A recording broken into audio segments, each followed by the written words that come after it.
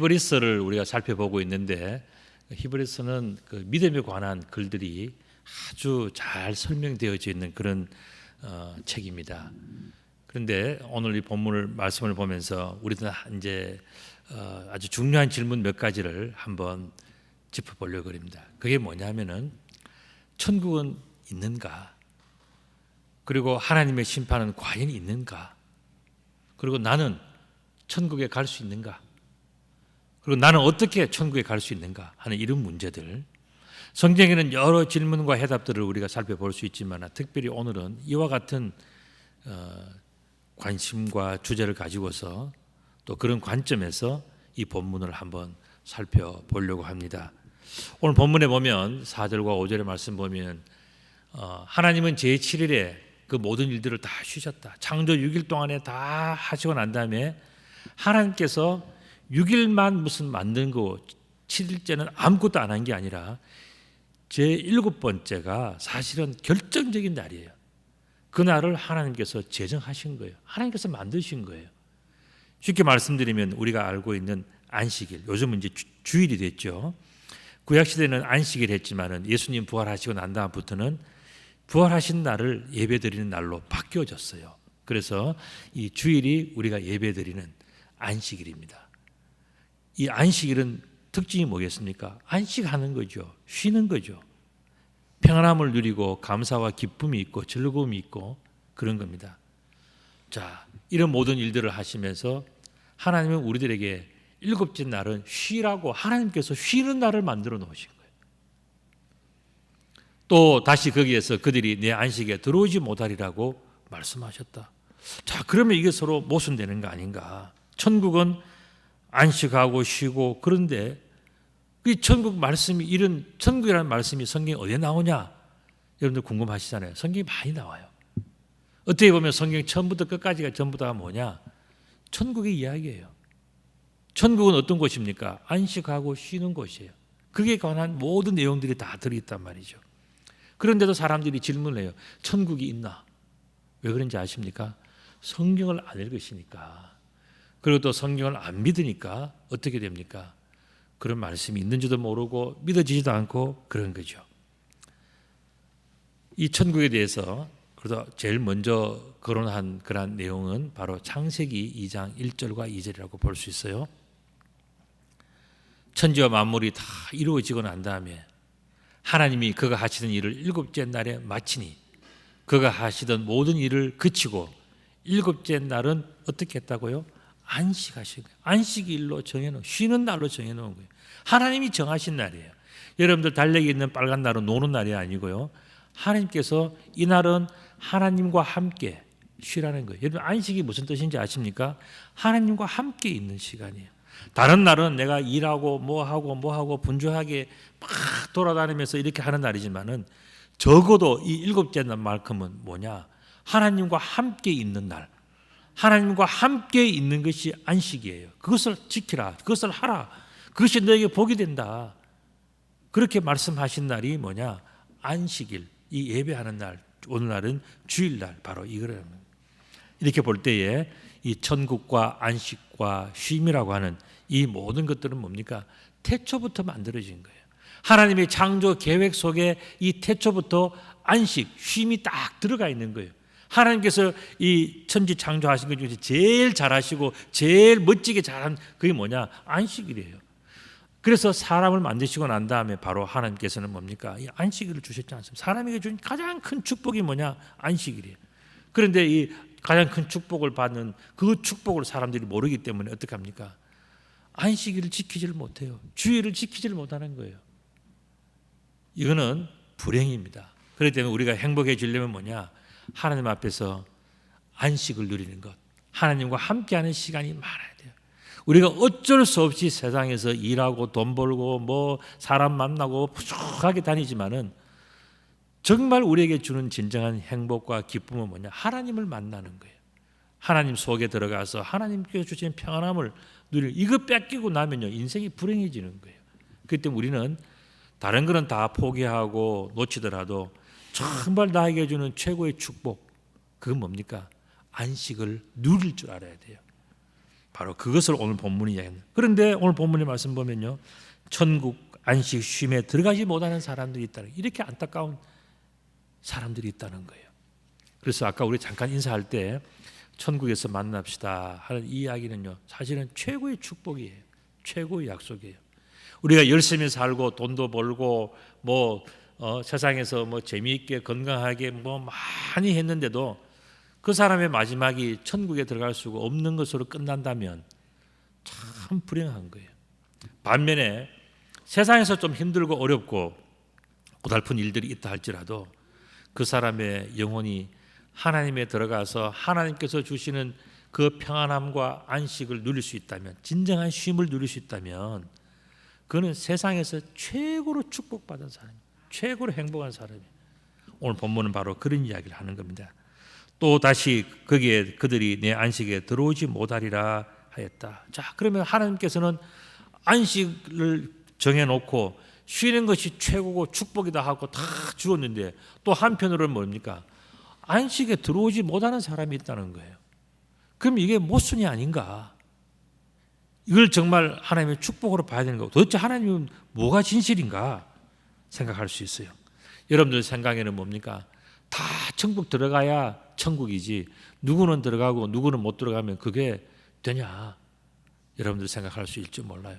그러나 그것은 어떻게 보면 그는 착각이에요. 여러분들이 내가 나는 무조건 천국 들어간다, 또 나는 어떻게 난 못 들어간다 하는 모든 것 자체가 착각이에요. 왜 그런가 하면 천국에 들어가고 안 가고는 그건 하나님이 정하시는 거기 때문에 우리들은 뭐 해야 되냐면은 믿고 그 길을 따라가는 것, 이게 우리들의 사명이고 우리들의 의무예요. 그렇기 때문에 우리는 천국이 있나 없나 이 문제를 내가 고민할 게 아니라 뭐냐, 우리는 천국이 있다는 것을 성경에서 하나님이 분명히 말씀하셨고, 우리가 눈으로 만들어진 세상, 이 모든 세상 천지 만물을 보면서 우리 뭐냐 하면 생각을 해야 되는 거예요. 하나님께서 저거 만드실 때 하나님께서는 안식일, 천지의 모든 것들이 쉬는 날도 만드셨다는 것을 우리는 알아야 된다는 거예요. 그렇게 한다면은 이 진정한 안식 천국도 당연히 있는 거예요. 자, 오늘 본문의 말씀 보면은 안식에 들어갈 사람과 안식에 들어가지 못할 사람들이 있다 그랬습니다. 자, 그렇다면 그 기준이 뭔가 하는 거예요. 하나님은 무엇을 기준으로서 어떤 사람은 천국 들어와, 어떤 사람은 안 돼, 라고 정하셨냐 하는 거예요. 여러분들 생각은 어떻습니까? 오늘 본문의 말씀 보면요, 그 기준은 아주 선명하게 나와 있습니다. 그게 뭐냐면은 하나님의 말씀에 순종하는 사람과 하나님 말씀에 불순종하는 사람, 이것으로 갈라진다는 거예요. 오늘 우리가 찬양대도 이 주의 말씀을 듣는 그런 찬양을 해요. 주여 말씀하소서라고 하는 그러한 제목으로 말씀 이렇게 찬양을 해 주셨는데, 우리가 하나님의 말씀, 성경책에 기록되어져 있는 이 하나님의 말씀은요, 우리가 한쪽 귀로 듣고 한쪽 귀로 흘릴 그런 말씀이 아니에요. 우리는 보면 어떻게 보면 나의 축복과 나의 미래를 위해서 무조건적으로 순종해야 되는 그 말씀이 바로 하나님의 말씀이에요. 왜 그런지를 제가 이제 설명을 드리겠습니다.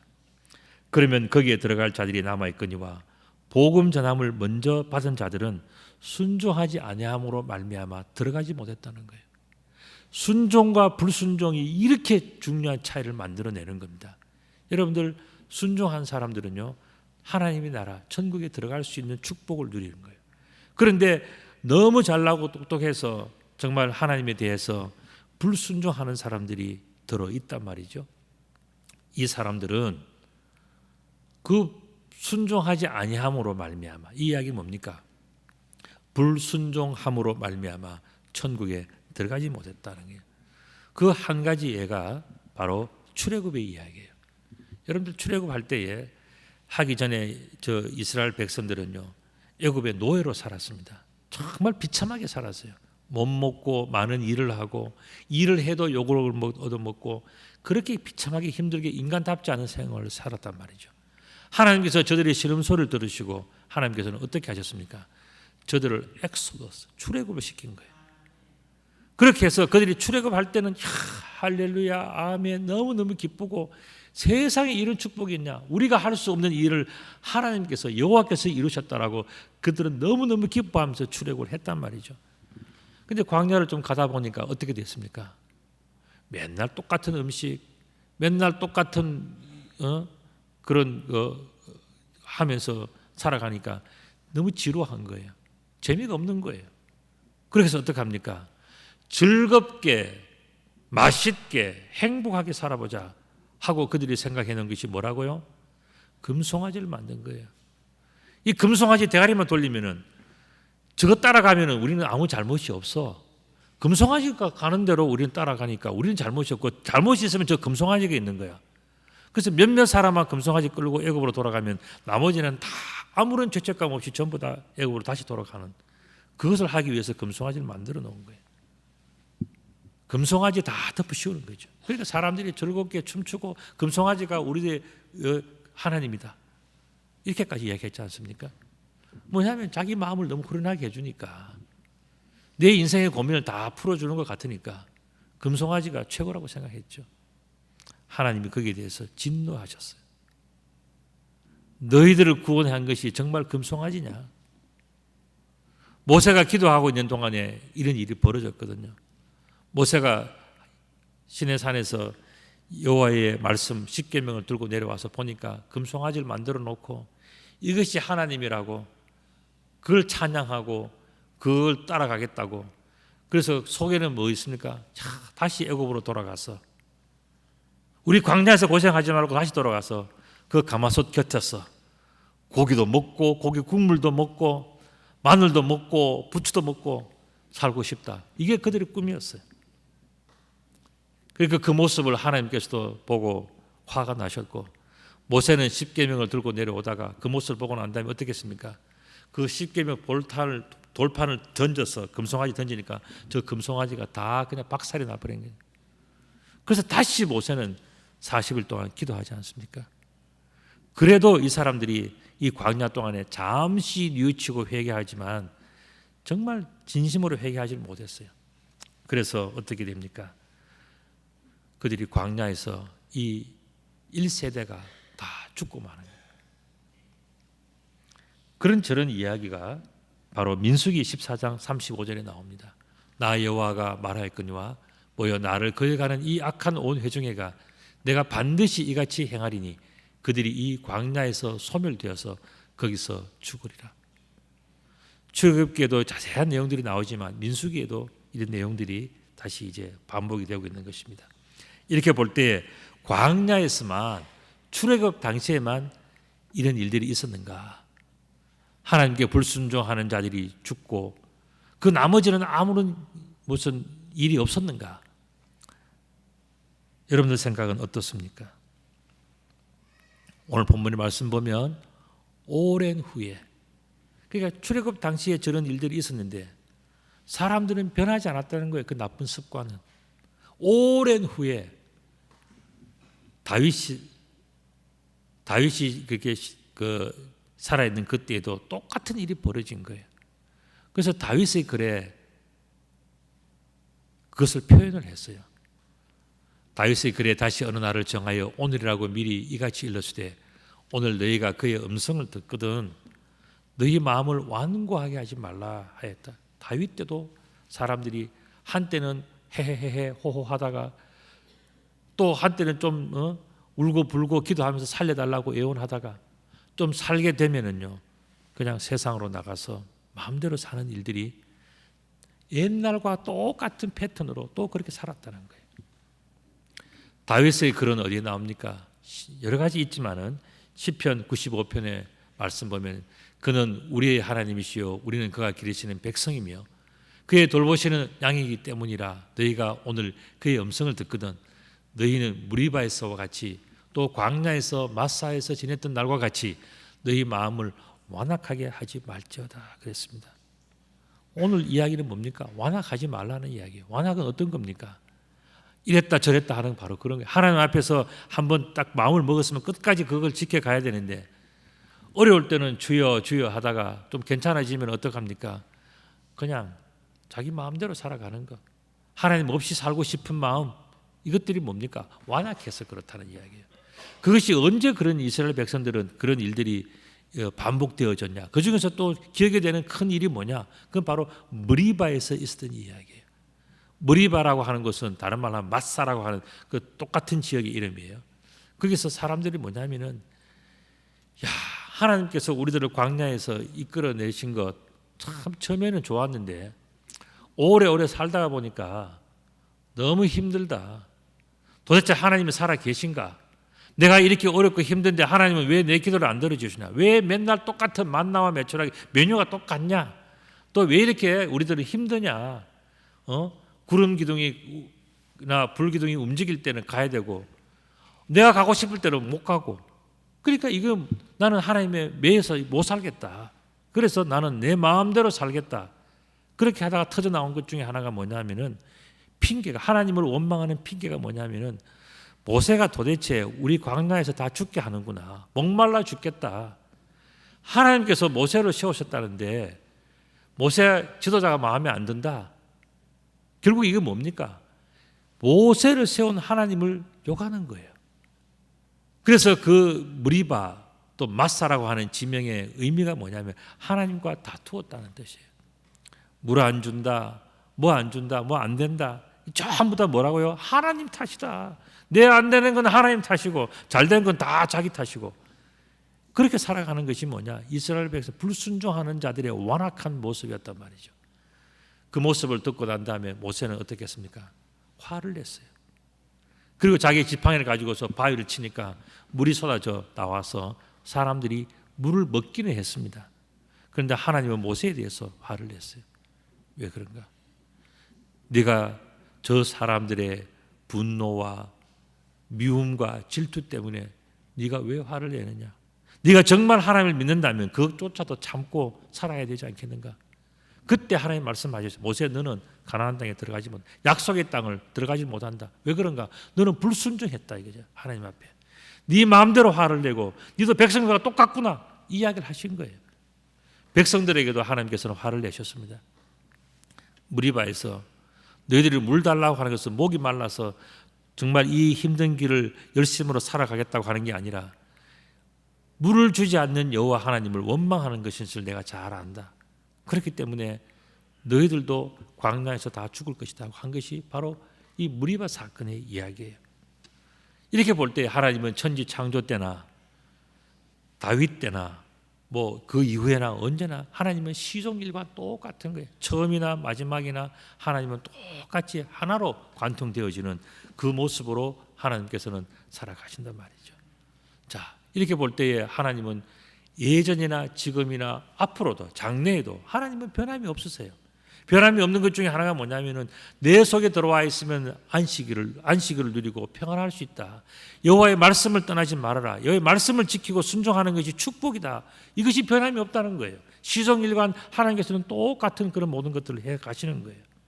그래서 말씀하십니다. 만일 여호수아가 그들에게 진정한 안식을 주었더라면 안식을 다시 이야기할 필요가 없지 않느냐. 그때 여호수아가 들어간 가나안 땅이 진정한 안식의 땅이 아니기 때문에 그것으로는 부족하기 때문에 결국은 뭡니까? 진정한 안식, 진정한 쉼을 다시 이야기할 수밖에 없었지 않은가. 그걸 이야기하는 겁니다. 그러므로 우리가 저 안식에 들어가기를 힘써야 된다라고 말씀하시면서 왜 그런가? 누구든지 저 순종하지 않은 본에 빠지지 않게 하기 위해서 그렇다. 이야기는 순종하지 않은 자에게는 하나님께서 본때를 보여준다. 이런 이야기예요. 순종하지 않는 것이 이렇게 무서운 겁니다. 순종하지 않은 자에게 보여주시는 하나님의 말씀의 본때가 있다는 거예요. 사실은. 자, 그렇다면 그건 뭐냐? 바로 12절, 13절에 나오는 말씀인데 이 말씀은 중요하기 때문에 우리 같이 한 목소리 한번 읽어보겠습니다. 시작. 하나님의 말씀은 살아있고 활력이 있어 좌우의 날선 어떤 검보다도 예리하여 혼과 영과 및 관절과 골수를 찔러 쪼개기까지 하며 또 마음의 생각과 뜻을 판단하나니 지으신 것이 하나도 그 앞에 나타나지 않음이 없고 우리의 결산을 받으실 이의 눈앞에 만물이 벌거벗은 것 같이 다 드러나느니라 그랬습니다. 요 두 절의 말씀을 제가 한 7가지 정도로 설명을 요약해서 드릴 테니까 한번 잘 들어보십시오. 굉장히 중요한 내용이에요. 첫 번째가 뭐냐? 하나님의 말씀은 살아있다는 거예요. 그래서 그 말씀을 듣는 사람들은 그 영혼이 살아난다는 거예요. 여러분들 우리가 밥을 먹고 뭐 이렇게 뭐 운동하고 이렇게 호흡 숨을 쉬니까 살아있다고 생각하지만 우리의 영혼은 하나님의 말씀을 먹어야 진정으로 살아나는 거예요. 여러분들 세상에 수많은 사람들이 있을 때에 한번 보세요. 하나님의 말씀이 그 속에 있는 사람과 그 속에 없는 사람의 모습이 달라요. 그 영혼의 모습도 다릅니다. 그 영혼의 결말도 달라요. 그렇기 때문에 하나님의 말씀이 있는 사람들은요, 그 전에 하나님이 없던 말씀이 없던 때와는 다른 삶을 살아가는 거예요. 여러분들 주변에서 한번 봐보세요. 주변에 여러분들 친구나 뭐 동창이나 어디서 한번 봐보세요. 그 사람들이 살아가는 그 모습 중에서 정말 하나님을 믿는 사람과 믿지 않는 사람들의 차이가 분명히 있습니다. 왜 그런가? 하나님께서 그 말씀을 통해서 그 영혼을 살려내기 때문에 살아나는 사람은요, 꿈틀거리고 뭔가 다르고 뭔가 생명 호흡이 그 속에 생명이 있기 때문에 죽은 사람과는 전혀 다른 거예요. 그렇기 때문에 우리는 말씀을 받아들이는 순간에 어떻게 되냐면 우리는 영혼이 살아나는 거예요. 영혼이 살아나니까 하나님께서 우리들에게 주시는 삶이 달라지는 거예요. 여러분들 살아나는 것에는요 다 특징이 있어요. 죽어가는 것이 더 특징이 있습니다. 시간이 지날수록요 다 달라지는 거예요. 그래서 우리는 보면은요 살아있는 사람들, 생명이 있는 사람은요 그때서부터 거꾸로 떨어지지 않고 다시 뭔가를 해보려고 일어서는 거예요. 안 되지만 또 넘어지면 또 일어서고 또 일어서면서 뭔가 해보려고 노력하는 사람은 살아있는 사람의 특징이지 않습니까? 우리의 믿음도 바로 그런 거예요. 하루아침에 뭐가 된다고 해서 하루아침에 다 됩니까? 여러분들 그렇지 않잖아요. 안 되면 또 기도하고 노력하고 또 부딪히고 살아가는 것은 뭐냐? 우리 속에 생명이 있기 때문에, 생명의 근원이 어디 있습니까? 여호와로부터 온 생명이 우리 속에 있기 때문에, 영원하신 불멸의 하나님의 영이 우리 속에 있기 때문에 우리는 좌절하지 않아요. 그런 삶을 내가 살아갈 수 있을 것인가를 생각해 볼 때 그게 뭐냐면 내가 활력 있게 하나님의 일을 막 하다 보면요 하나님의 눈길이 와요. 여러분들 가만히 있다가 내 옆에 누워 지나가면 하나님 돌아보지 않습니까? 여러분들이 지금 가만히 있고 아무것도 안 하고 있으면요 여러분들도 처지고 하나님도 관심이 없어요.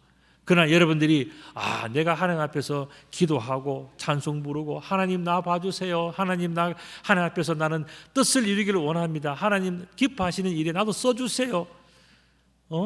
우리 청년들이 붕어빵 전도한다 그러는데 청년들이 붕어빵 전도할 때에 기도하고 물질로 후원하고 하나님 나도 작게 해.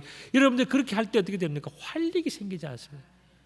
바로 그것이 우리들에게 주는 축복이고 하나님 뜻이 성취되는 거예요. 세 번째가 뭡니까? 하나님의 말씀은 좌우의 날선 검과 같다 그랬습니다. 여러분들 좌우의 날선 검 하니까 뭐 양쪽에 뭐 칼, 쉽게 말씀드려서 뭐냐면은 최고의 칼이라는 거예요. 하나님의 칼은 최고의 칼과 같은 거예요. 그래서 자르지 못하는 것이 없고 정확한 구분을 하는 거예요. 여러분들 의사가 들고 있는 그 최고의 칼이 아무거나 막 베면은 생명이 다 날아가지 않습니까? 그런데 최고의 칼은 뭡니까? 좋은 재질로 만든 것이 아니라 최고의 칼은 뭐냐면은 잘라야 되는 부분을 정확하게 자를 수 있는 칼이 최고의 칼이에요. 하나님은 우리 인생에 있어서 우리의 죄를 다 알고 계셔요. 우리가 버려야 될 것이 뭔지, 우리가 끊어야 될 것이 뭔지, 끊어야 될 것을 끊게 하시는 하나님의 칼이 우리 속에 있을 때, 그때가 바로 은혜를 받는 때예요. 우리가 우리 속에 있는 더럽고 지저분한 모든 죄악들이 다 주렁주렁 달고 살아왔는데 이제는 하나님의 칼로 하나씩 하나씩 꺼내야 되는 거예요. 그걸 잘 받는 사람은, 수술 잘 받는 사람이 건강해지는 거예요. 영혼이 건강해지고 축복을 받는 거예요. 하나님의 놀라운 칼은 뭐냐? 우리들에게 잘라야 될 것은 잘라내고, 그렇게 해서 짜내서 버려야 될 것은 버리게 하셔서 우리를 건강하게 해주는 것이 뭐냐? 그게 바로 좌우의 날선검 최고의 칼을 이야기하는 거예요. 하나님은 이처럼 우리들에게 있어서 필요 없는 것들 다듬어 주시고, 여러분들 머리카락도요, 예전에는 다 칼로 베었습니다. 요즘은 좋은 가위들이 있지만은 그 필요 없는 것들, 지저분한 것들은 다 잘라내서 아름답고 단정하고 건강하게 만들어주는 게 뭐냐? 그게 바로 좌우의 날선검 최고의 칼이에요. 그 최고의 칼을 누리고 살아가는 사람은요, 건강과 기쁨을 맞이하는 거예요. 잠시 아픔이 있고 잠시 고통이 있을지 모르지만은 나중에는 다 건강해지는 거예요. 이게 바로 최고의 칼이 주는 축복이란 말이죠. 네 번째가 뭡니까? 하나님의 말씀은 인간의 내면까지 찌르고 쪼갠다 그랬어요. 우리 속에는요, 육신만 있는 게 아니에요. 우리 속에 깊은 곳에 있는 것은 뭡니까? 영혼이에요. 영혼, 영어로 하면 soul이에요. 그 다음에 영이라고 하는 것은 뭐냐 하면은 스피릿이라고 얘기하지만은 사실 이거는 상담학이나 심리학에서는 멘탈이라고 얘기합니다. 그러니까 깊은 곳에는 우리의 혼이 있다면 그 혼에 의해서 움직여지는 우리의 생각과 우리의 정신세계가 있어요. 이것은 스피릿입니다. 그것을 다 찌르고 쪼개서 고쳐야 될 것은 고치고 더 잘 되게 할 것은 다듬고, 여러분 나무도 그래요. 전지를 잘해주면 나무가 이뻐지고 건강해집니다. 벌레가 없어지고요. 그렇게 되는 거예요. 우리의 영혼까지도 그렇게 하시는 하나님의 검이 있다는 겁니다. 그 다음에 또 관절이라고 하는 것, 그 조인트라고 이야기하는 거죠. 우리 몸에는 수없이 많은 조인트가 있어요. 그래서 생각하기에 우리는 다 붙어 있으니까 절대로 떨어지지 않는다 착각하고 있는 거죠. 그런데 하나님은 뭐라 그럽니까? 잘라야 될 것은 자르고 다 그럴 때가 있다는 겁니다. 그렇게 해서 우리가 연합할 때도 있지만은 필요 없는 것을 잘라야 될 때도 있다고요. 잘못된 것에 연결, 잘못된 게 여러분이 결탁이 되어 있고 조인트 되어 있으면요, 그거 망하는 거예요, 인생이. 하나님은 그런 것을 다 치료해 주시는데 그게 뭐냐? 말씀이라는 거예요. 여호와의 하나님 말씀. 그 말씀이 우리 속에 들어오면요, 그 더럽고 추하고 나쁜 것들이 다 정리가 되어지고 건강하게 살아가는 거예요. 잘못된 것을 잘라내지 않으면 안 된다는 겁니다. 그 다음에 또 골수라 그랬어요. 여러분, 제가 사냥하는 사람한테 이야기 들은 이야기인데 6개월 미만의 그 사슴이나 그 노루나 고라니 같은 걸 잡으면요, 그것을 뼈를 고우면은 뽀얗게 나온답니다. 그런데 한 3년, 5년 된 나이 든 고라니, 사슴은 아무리 고아도 안 나온다는 거예요. 그런데 사람들은 그 오래된 고라니, 오래된 사슴의 뼈를 약이라고 얘기한다는 거예요. 왜 그런가? 나중에 알았다는 거예요. 그거는 뭐냐? 고고 또 고고 또 고면요, 언젠가는 그 뼈 속에 그 단단하게 굳어져 있는 뼈가 허물허물해져서 터지기 시작하면요, 그 속에서 나오는 그 골수에서 나오는 거, 그게 진짜 약이고 진액이라는 거예요. 그게 나오려고 그러면 그때까지는 계속해서 물 갈아가면서 고우면서 시간이 좀 걸려야 된다는 거예요. 깊은 것에 좋은 것들은 저 깊이 들어있는 거예요. 그런데 이 하나님의 말씀의 검은요, 우리 속에 아무리 깊이 가야 돼요. 혼과 영과 관절과 골수 속에 깊이 들어가 있다 할지라도 그것까지도 찌르고 쪼개낼 수 있는 것이 뭐냐? 하나님의 말씀이라는 거예요. 그렇기 때문에 하나님의 말씀의 능력은 어마어마한 거예요. 바로 그것을 네 번째로 이야기해요. 다섯 번째가 뭐냐? 하나님의 말씀은 심판의 기준이 된다 그랬습니다. 마음의 뜻, intention of the heart. 우리 마음속에, 내 마음속에, 내 심장 속에, 내 속에 어떤 경향과 어떤 성질이 있는지 그걸 하나님이 아신다는 거예요. 어떻게 아시는가? 말씀에 비춰보면은 저 사람이 어떤 생각을 하고 어떤 경향, 어떤 습관을 가지고 있는지를 다 알기 때문에 하나님께서는 그 말씀을 통해서 우리들을 바로잡아주고 싶은 마음이 너무너무 간절한 거예요. 우리가 나쁜 습관을 계속 하고 그걸 치료받지 않으면 어떻게 돼요? 그건 망하는 거잖아요. 그런데 하나님께서는 말씀을 주셔서 우리의 생각을 아시고 미리 그것도 못하게 하시고 또 더 좋은 것을 생각할 때는 그것을 더 잘하게 하시고 그렇게 하셔서 하나님은 우리들에게 좋은 생각과 좋은 습관을 가지고서 항상 좋은 것을 향해서 갈 수 있도록 하나님이 축복해 주시는 거예요. 이게 뭐냐? 말씀이라는 거예요. 그리고 이 말씀은 결국 마지막에 어떻게 됩니까? 심판의 기준이 된다는 겁니다. 우리가 하나님 앞에 섰을 때에 우리가 마지막에 무엇으로 하나님 앞에서 기준을 받고 그렇게 심판을 받겠냐? 그 말씀이라는 거예요. 말씀을 주신 그 하나님께서는 이 말씀에 근거해서 우리들을 심판하시는 거예요. 그래서 복음이 온 세상까지 다 전파될 때까지는 심판이 오지 않는 거예요. 예수님의 재림하지 않고 기다려 주시는 거예요. 모든 사람들이 말씀을 다 듣고 공평한 심판을 받을 수 있도록 하나님이 기다리시는 거예요. 그렇기 때문에 우리들은 말씀을 들은 것이 자신은 큰 축복이고요. 또 말씀을 전하는 자들이 하나님께서 제일 기뻐하시는 그 일들을 한다는 이유가 바로 그거예요. 선교적 사명이라는 것이 바로 그런 데서 있어서 소중한 겁니다. 말씀을 전해.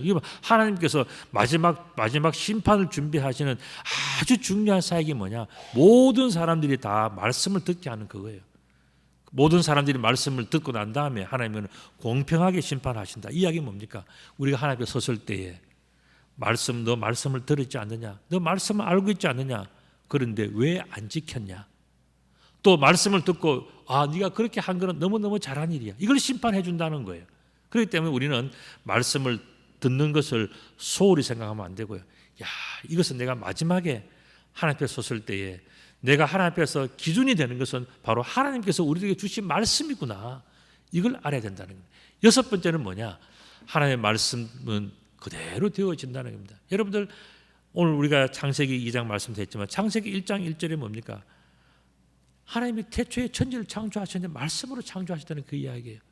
하나님께서는 말씀으로 시작해서 말씀으로 끝나는 역사를 가지고 성경은 말씀으로 시작해서 말씀으로 끝나는 책이에요. 그렇기 때문에 하나님은 이 말씀대로 다 되어진다고 말씀하지 않습니까? 성경에 있는 것들은 다 그대로 되어지는 거예요. 지은 것이 하나라도 그 앞에 현실로 나타나지 않음이 없는 것이 바로 하나님의 말씀의 능력 때문에 그런 거예요.